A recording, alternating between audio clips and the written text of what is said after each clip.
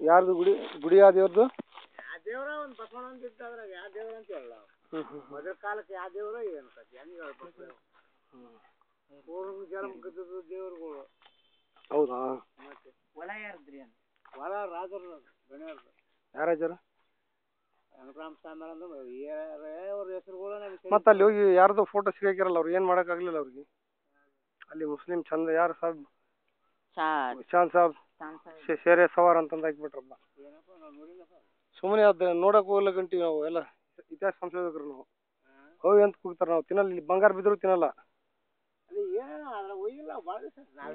ಅಲ್ಲಲ್ಲ ಅಲ್ಲಲ್ಲ ಕೂಗ್ತಾರ ಅಲ್ಲಿ ಬೇಕಾದ್ರೆ ಅಲ್ಲಿ ಯಾರ್ದು ಮುಸ್ಲಿಮ್ರು ಇದಾಕೆ ಇನ್ನೊಂದು 4 ದಿನದಾಗ ಅದು ಮುಸ್ಲಿಮ್ ಇದು ಗೋರಿ ಆಗ್ತದೆ ಗೊತ್ತವ್ರಿ.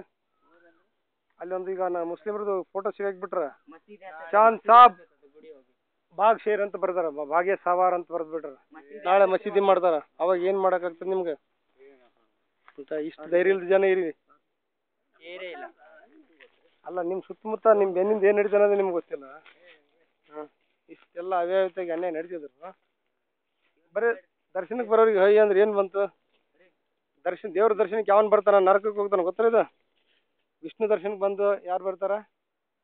ಋಷಿಗಳು ಬರ್ತಾರ, ಬಾಲ್ ಋಷಿಗಳು. ಅವಾಗ ಬಂದದ್ನಾಗ ಹೇ ಅಂದ್ ಬಿಡ್ತಾರ ರಾವಣ ಕುಂಭಕರ್ಣ ಜಯ ವಿಜಯ ಅವತಾರದಾಗಿರ್ತಾರ.